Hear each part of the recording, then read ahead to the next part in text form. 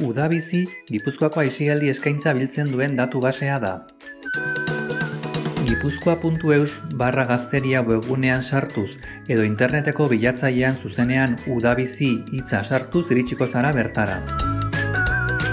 Uda honetan haurretan erabentzako astialdi eskaintzarako zerbait antolatu baduzu, igo ezazu informazioa Udabiziko webgunean dagoen formularioan.